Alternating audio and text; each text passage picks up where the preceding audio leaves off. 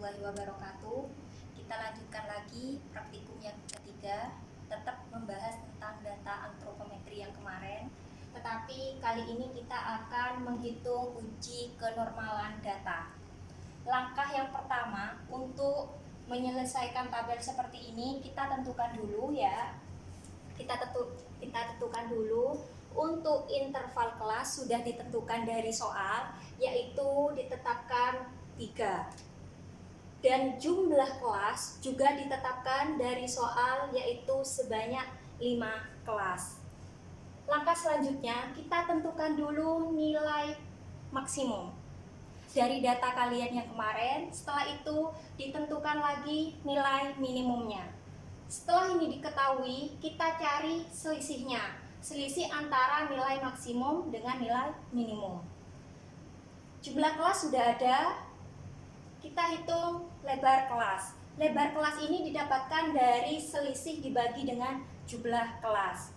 Ingat, jika terdapat nilai pecahan, maka kita bulatkan ke atas. Misalnya 3,6 berarti dibulatkan menjadi 4.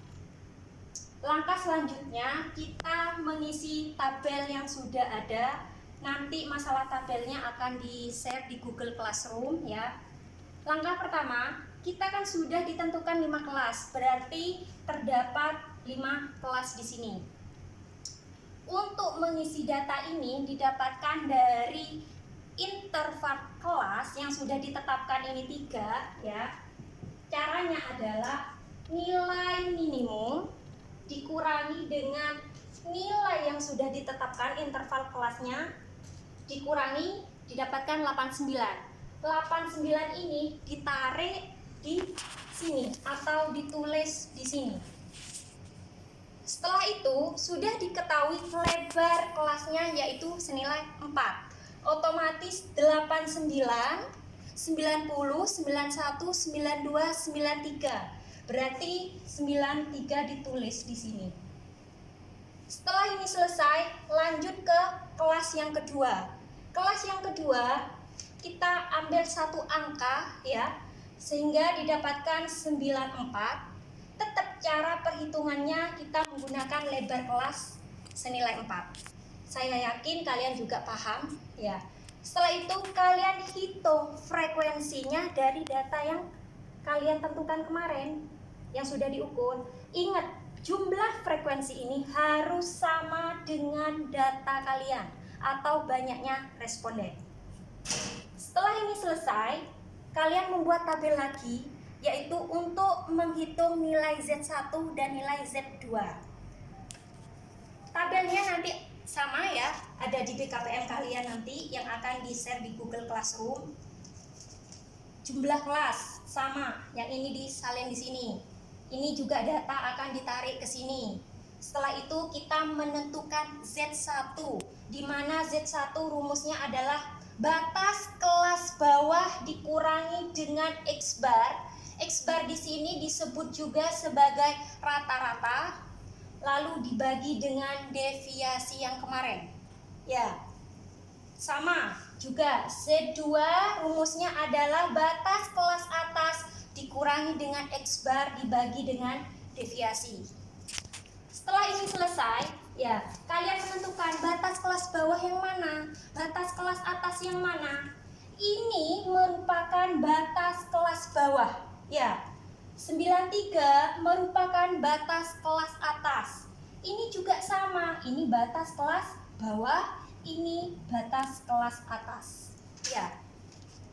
Kalian hitung, setelah nilainya didapatkan, kalian akan menilai atau membaca Z-tabel ya. Z-tabel itu nanti juga akan di-share.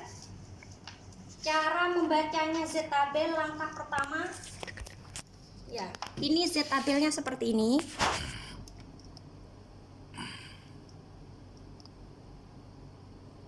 Setelah ini ya, kalian akan menghitung Z1 didapatkan min 2,24. Langkah pertama untuk membaca tabel ini adalah 2 angka dulu, berarti min 2,2. Kita cari min 2,2. ada di tabel di sini. Setelah ini selesai, angka yang ketiga adalah 4. Berarti kita tarik sampai dengan 0,04. Kenapa? Karena angka di sini adalah 4. Sehingga didapatkan adalah 0,0125.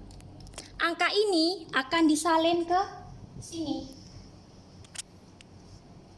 Setelah itu sama, untuk mencari Z2 sama cara membacanya seperti ini. Saya ulang lagi ya.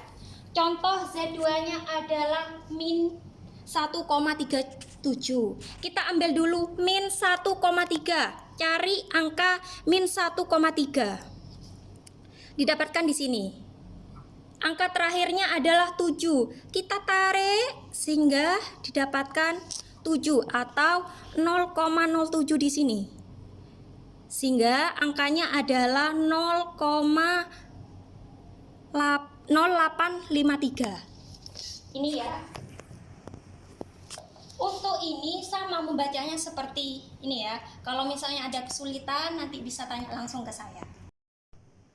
Selanjutnya kita akan menghitung Q-square ya. Langkahnya yaitu kita tetap sama dengan yang tadi, membuat tabel seperti ini.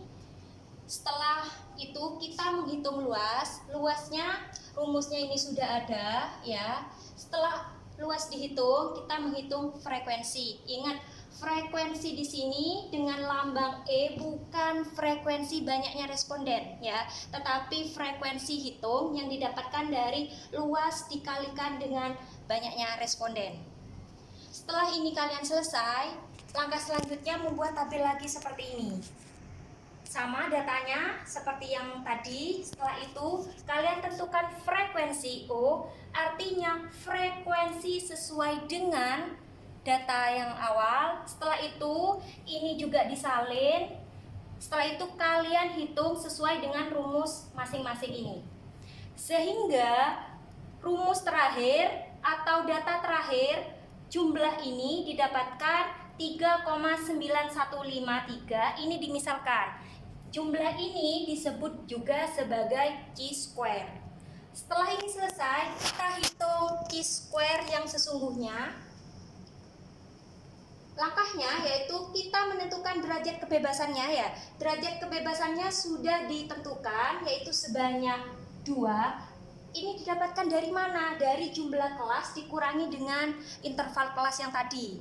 Sehingga derajat kebebasannya adalah 2. Setelah itu kita salin Q-square hitung. Q-square hitung ini didapatkan dari jumlah yang tadi di sini ya. Kita tarik ke sini. Setelah itu yang harus kita cari adalah Q-square tabel. Ini yang tanda tanya. Kita yang harus cari ini. Langkahnya yang pertama kita harus membaca tabel Q-square ya. Cara membacanya, ingat, langkah yang pertama kita cari angka 3,9153. Angka Q-square ini ada di alfa bagian mana? Tabelnya seperti ini ya. Nanti juga akan di-share di Google Classroom ya. Angka Q-square hitung 3,9153 ada di bagian mana? 3,9153 kan nggak ada di tabel ini, tetapi kisaran di tengah-tengah ini antara alfa 0,95 dengan 0,05 yang dinilai adalah alfa 0,95 didapatkan 0,103 dan 0,05 didapatkan 5,991. Kenapa ngambil alfa ini? Karena angka Q-square hitungnya adalah 3,9153. Ada di tengah-tengah angka ini. Paham? Setelah ini selesai, kita membahas tentang Q-square tabel yang sesungguhnya dengan cara kita substitusikan seperti matematika kalian ya. Pasti kalian sudah ingat. Dengan perbandingan seperti ini, kita masukkan data-data yang sudah ada. Perbandingan alfa 0,05 sampai dengan 0,05. Langkah ini sama dengan kalian substitusi matematika, sehingga hasil akhirnya diketahui chi-square-nya adalah 0,36725. Ini merupakan chi-square yang sesungguhnya yang sudah kalian hitung lalu dibaca dalam tabel. Terima kasih.